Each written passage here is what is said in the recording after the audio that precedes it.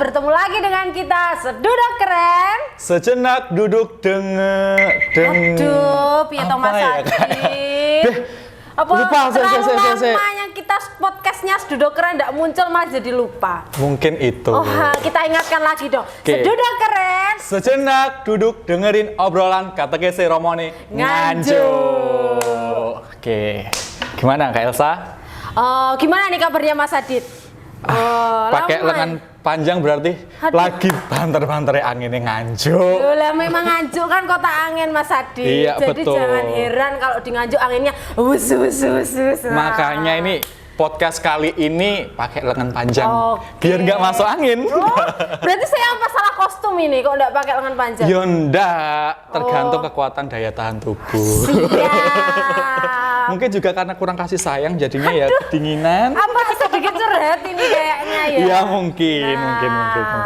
Oh iya Mas Adit, saya kemarin tuh lihat Mas Adit, kan lagi ini proses pendataan sensus ya. Oh iya benar.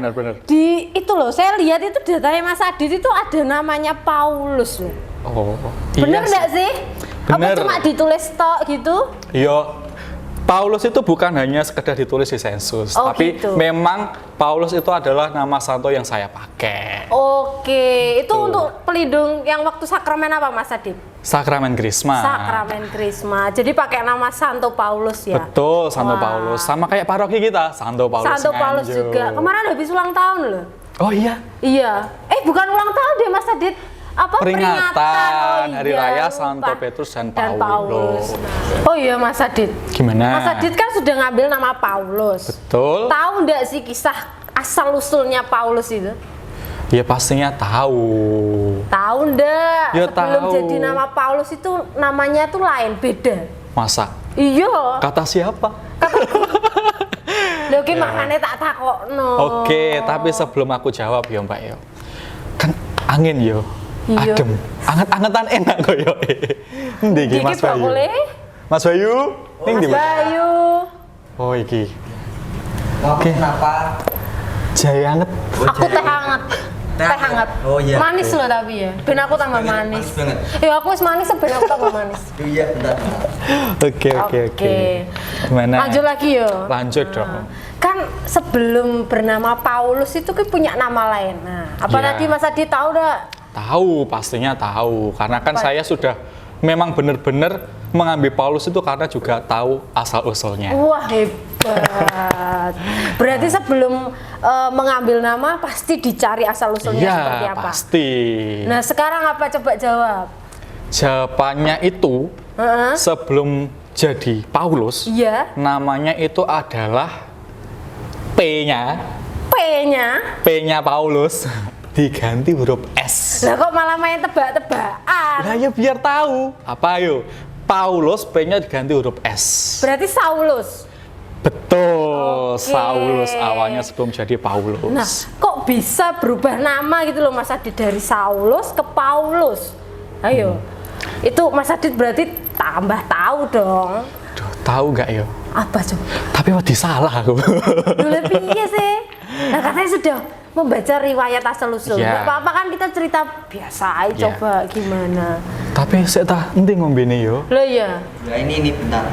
Oke, ini apa ini? Jahe ya. Oh, jahe. Dan ini teh hangat manis. Oke, Mbak. siap. Bisa. Makasih. Iya. Makasih ya Mas Bayu. Iya. Oh, biasanya Mbak anget. Iya, adem nih. Nah, enak anget. Oke. Oke. Pertanyaanku ket mang iku kok juga dijawab ya karo Mas Adit. Iya, saya tahu. Biar tidak masuk angin karena kota angin. Ada. Minum yang anget-anget. Oke, tadi pertanyaannya kenapa kok bisa jadi Paulus Iya, gitu ya? kenapa kok berubah nama gitu loh Mas Adit? Kan tiba-tiba lah biasanya kalau orang berubah nama itu berarti ada sesuatu. Betul. Nah, Karena memang suatu perubahan itu pasti ada sesuatu yang menyebabkan hal itu berubah. Oh, iya. Seperti Paulus iya. yang awalnya mempunyai nama Saulus. Nah, kenapa kok tiba-tiba menjadi Paulus? Itu karena adanya sebuah pertemuan iman dari Santo Paulus dengan Tuhan Yesus. Sahabat tuh ya. Berat sih asli, Pak. Nah, pertemuan iman ini apa toh? pertemuan imannya itu adalah pertobatannya Saulus Iya. yang waktu itu sudah dengar kan bahwa Santo Paulus dulu pada awal bernama Saulus itu kan sangat-sangat membenci Kristus, tidak Iya. percaya Kristus, bahkan membenci pengikut-pengikutnya, menangkapi, terusan menganiaya sampai bahkan mungkin juga membunuh waktu itu kan ya. Nah, pada waktu itu ini yang saya tahu loh ya. Ini yang saya iya, tahu. iya. Sesuai dengan bacaan di Kisah Para Rasul bab 9 kalau nggak salah, dengan judulnya itu kalau nggak salah pertobatnya Saulus. Nah, Gimana itu proses pertobatannya itu? ya, pertobatannya itu pada suatu ketika Saulus ini ingin pergi menangkap para pengikut Kristus. Karena membenci tadi Iya, ya. karena kan membenci. Makanya Ya, ditangkapi semua. betul, ditangkapi satu-satu ya, dianiaya itu kan. Nah, pada waktu ingin menangkap pada perjalanan ke Damsyik waktu itu, Saulus ini tiba-tiba ini di tengah jalan ada sebuah cahaya dari atas, jebret. Jebret kan cahaya ini. Cahayanya bilang ini jebret. Lah, itu cahaya jebret itu mengelilingi dia. Bayang Terus? no. Ya ulap le aku nah, tadi. gimana kalau Mbak Elsa sendiri tiba-tiba ada cahaya yang masuk jebret, kan pasti kan silau. Iya. Nah, ketika waktu itu cahaya masuk, tiba-tiba itu Saulus buta. Oh, berarti butanya itu karena kena cahaya Iya. yang datang itu ya. Iya. Nah, terus. Tapi ini habis bukan itu? sekedar cahaya loh. Lah terus? Karena ini ketika cahaya itu datang, Saulus tiba-tiba buta. Nah, di waktu inilah pertemuan Saulus dengan Tuhan Yesus. Oh. Sik Jadi- to Mas Adit, aku nu Gimana? bingung bau lete jawabane memang. Yes. Cek gundong. Pokok intinya itu Saulus menjadi Paulus itu adalah dengan pertobatannya ketika bertemu dengan Yesus. Lah, Intinya terus itu. habis bertobat itu terus sarpiye? Masa Ya. cuma stuck di situ aja Ya, enggak atau mungkin kalau stuck di situ. Lah, Yang terus? pasti ketika sudah bertobat, nah karena pertobatan ini Paulus menjadi percaya dengan Kristus. Jadi dari yang awalnya membenci, ya? lalu mencintai. Yang awalnya menganiaya menjadi melayani. Nah, melayani seperti apa? Mewartakan Kristus di mana-mana. Berarti dengan semangat membara kayak semangat 45 gitu. Iya, Mas Adit? betul. Nah, berarti wah dari yang dunia kelam Dunia kelam ya. menjadi yang dunia baru. Iya, dunia baru yang terang. Oke, semangat melayani Iya, itu, semangat. mewartakan. Betul. Nah, jadi tidak jadi yang dulu. Iya. Sudah berubah. Nah, mewartakan ini juga mempunyai semangat juga Santo Paulus. Nah, semangatnya ini apa? Semangatnya itu ada didasari dengan iman akan Kristus. Nah, dengan iman ini, Santo Paulus berani dan yakin untuk mewartakan Kristus dimanapun. Meskipun dulu banyak orang yang tidak percaya. Ya pasti. Nah. Karena dulunya seperti itu menjadi yang Betul. lebih baik kan pasti orang pasti lah. Mosok toh? Nah, Iya. ya kan pasti akan kayak Iya. gitu tuh ya like di dunia. Betul, iya. Di dunia kita yang seperti ini kan pasti akan kayak gitu. Iya, yang penting ya iman percaya akan Kristus dengan berani pasti akan dibimbing juga oleh Roh Kudus dalam mewartakan Kristus itu. Oh, iya. Nah. Elah, uangnya kan. Kebetulan. Ngepas ini. Halo, yuk. Kopi yuk. Ya mau ya. Oke. Karpater ya, luru. Luru. Iya, iya. Nah. Kayaknya apa lo? Kamu tuh kenapa sih? Ngopi Sharing. sharing Oke, Romo. ya wes. Tapi Ya, aku rada juga sama ngopi. bingung. Ya gimana ya tadi? Iya. Aku tuh tanya Romo tadi sama Adit tentang Paulus. Tapi jawabannya nu bulet, aku jadi bingung. Paulus. Iya, kan tadi katanya Adit itu sebelum jadi Paulus itu namanya kan Saulus. Nah. Bener nggak Romo? Ya. Bener. Iya. Nah, terus katanya tadi bertobat juga. Nah, setelah bertobat itu mewartakan. Terus? Iya enggak Romo? Loh, lah ya sih tanya Romo, jadi biar jawabannya itu Ini mau gimana? sejarah atau mau apa? Mau sejarah. Kalau kan setelah bertobat ya masih kemana-mana Paulus itu. Lah, ini sejarahnya aja Romo, karena tadi Ngapain? Adit kan sejarahnya Paulus itu rada bulet. Loh itu PR-nya Dino soal Paulus sejarahnya itu. Lah, Dia iya. punya nama kok. Lah. Nama Paulus lah. Nah iya, nanti belajar lagi. Siap. Nah, Baca ada lagi di Kisah Para Rasul, banyak dipelajari ya. Siap. Banyak sekali di sana soal kisahnya. oke. Nah, Tadi itu ya Romo, ada penjelasannya itu kan setelah bertobat. Nah, Sik kopi ini lho. lu sik ta Romo. Piye aku lo dari tadi lo tanya lo sik. Yang paling kamu bingungkan tuh intinya di mana? Ini Frater. Nah, tadi itu kan Mas Adit kan bilang bahwa dari setelah bertobat itu Santo Paulus tuh mewartakan. Nah, itu ada kebingungan lagi di saya. Kan itu zaman dulu ya Romo. Lah kalau zaman sekarang itu kan dunianya serba canggih seperti ini. Banyak gadget, medsos dan sebagainya. Nah, bagaimana tuh cara kita mewartakan Kristus? Nah, seperti yang semangatnya Santo Paulus tadi. Oke, saya tanya dulu, menurut kamu Apa? media sosial, perkembangan ilmu teknologi menurut kamu itu sebagai tantangan atau sebagai peluang? Peluang sih. Udah, kalau peluang kan nggak soal. Nah terus? Jadi semacam smartphone ya, Iya. terus situs-situs yang ada itu kan teknologi ini sebenarnya kan sifatnya masih sangat netral, tergantung dari penggunanya tuh. Pengguna yang baik atau Betul lah, pengguna tuh? yang tidak baik? Ada? Sama, tergantung. Ini bisa untuk kejahatan tapi juga bisa untuk kebaikan tuh. Tapi sebenarnya kalau berkaitan dengan soal mewartakan ya, mewartakan kabar sukacita, mewartakan kabar keselamatan ya seperti dilakukan Paulus. Ya. Sebenarnya pada prinsipnya Paulus sudah memenuhi standar yang luar biasa karena Paulus mewartakannya secara kontekstual sesuai dengan konteksnya. Kalau waktu itu memang belum, perkembangan ilmu teknologi belum sehebat sekarang. Tapi jangan dikira bahwa Paulus tidak kontekstual. Sangat konteks. Jadi ketika mewartakan Yesus itu disesuaikan dengan siapa audiensnya, orang-orangnya, terus bagaimana metode yang dipakai, lalu topik yang dipakai seperti apa, itu sesuai dengan konteksnya. Misalnya contoh ya, ketika Paulus berhadapan dengan orang-orang Yunani, pembicaraan soal apa? Soal kebijaksanaan, gitu loh. Karena bagi orang yang Yunani itu yang paling unggul dalam kehidupannya apa? Ilmu dan kebijaksanaan. Terus diajari dong. Sampun. Nah, bener nggak? Nah, kan gitu loh. Nah, itu makanya bagi Paulus ketika mewartakan Kristus melalui yang bijaksana itu justru adalah Kristus. Yang paling bijaksana di sana. Jadi melalui pintu mereka, lalu keluarnya melalui apa yang diimani oleh Paulus. Itu kan kontekstual banget. Lah sekarang juga bisa. Jadi media sosial, HP, Ya. ini bisa dijadikan sebagai sarana kejahatan, bisa untuk nipu orang tuh juga tuh. Bisa, saya pernah Romo.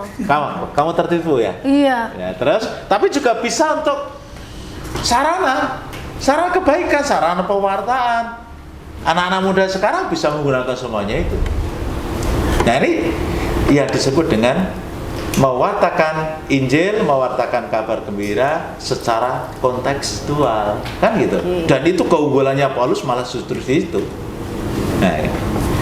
Bagaimana? Mas Adit setuju enggak? Setuju dong. Yang punya nama loh ini.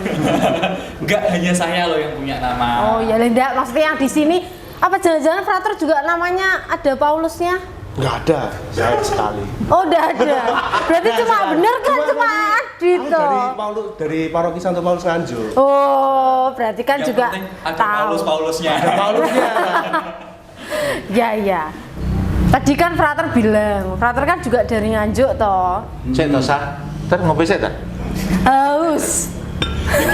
Ya aku ya tak minum. Wah, kopunnya Bayu memang luar biasa. Terima kasih Romo. Bentar. Iya. Frater kan tadi juga bilang, Frater juga dari Nganjuk kan? Iya. Nakal, awet dhewe ngopi itu beda ya. Ya udah apa-apa toh. Ini kan biar penasaranku itu terjawab gitu loh Romo. Ya. Toh. Masa nanti penasaran kalau dipendam kan pusing harus perlu obat. Lah, Frater dari Nganjuk, tahu kan Santo Pelindung paroki kita? Tahu no. Siapa Frater? Santo Paulus. Nah, Santo Paulus. Kan cocok tadi bahasannya Santo Paulus. Nah, berarti kan bener kan? Cocok kan? Lah, kira-kira Frater punya harapan apa sih untuk umat di sini di paroki kita? Langsung harapan. Lah ya iya toh. Lah kan frater nanti bakal melalang buana kemana-mana toh. Iya kan? Iya, harapan ya. Kalau dari saya, kalau ke paroki sendiri ya, itu saya harapannya untuk umat itu juga meneladan Santo Paulus. Nah, tadi kan Romo sudah mengatakan ya bagaimana Santo Paulus itu benar-benar menjadi pewarta itu di zaman sekarang, kontekstual gitu. Ya, saya harapannya juga di umat Nganjuk ini juga semakin memahami semangatnya Santo Paulus untuk mewartakan itu tadi. Untuk mewartakan lalu juga ya mewartakan Injil lah, mewartakan Injil ke semua umat itu juga secara kontekstual gitu. Oke. Itu dari frater ya. Ya makanya saya belum kuliah juga, bukan pengetahuan masih sedikit. Ini nggak perlu kuliah.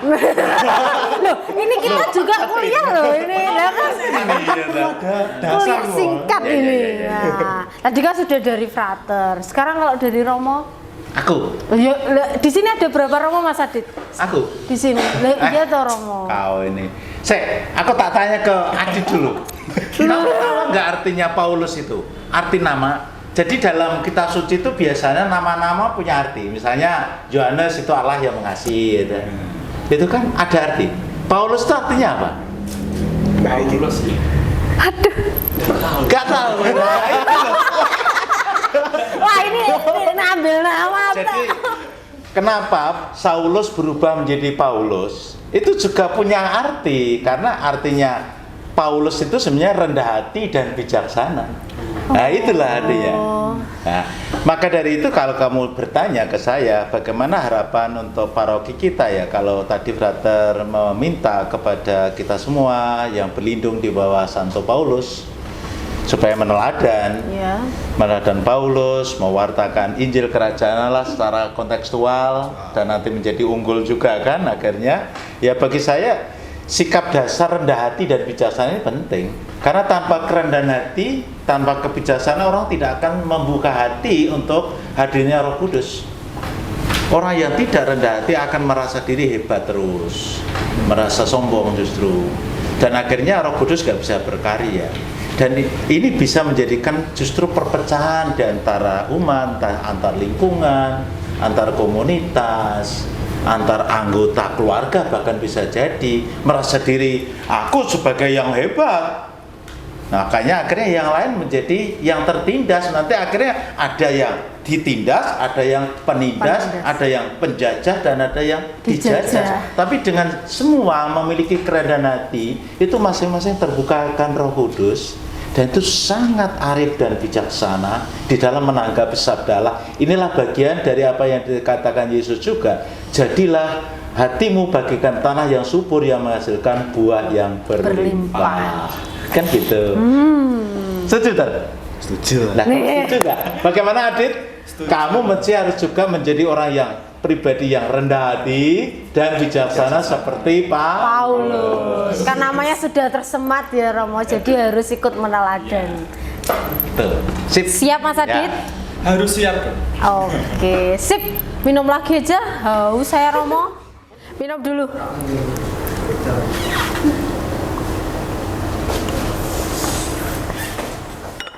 Terima kasih loh Romo. Wih, tadi kalau Romo sama frater tidak kesini, pasti jawabannya tetap membingungkan. Jadi juga bingung. Lah ya, yang ditanya bingung lah. Tadi Pak ini ada untungnya toh. Nah, ketemu Romo sama frater di sini kan jadi terjawab. Iya kan? Unek-unek yang masih ada itu akhirnya terjawab. Unek-uneknya jadi terjawab. Wah, jadi gak kepikiran bisa tidur malam. Oke Sobat Komsos, apabila kalian mempunyai unek-unek atau pertanyaan apapun, bisa tulis di kolom komentar. Sampai bertemu di podcast selanjutnya. Ngobrol Iman. Sedudo Rendo.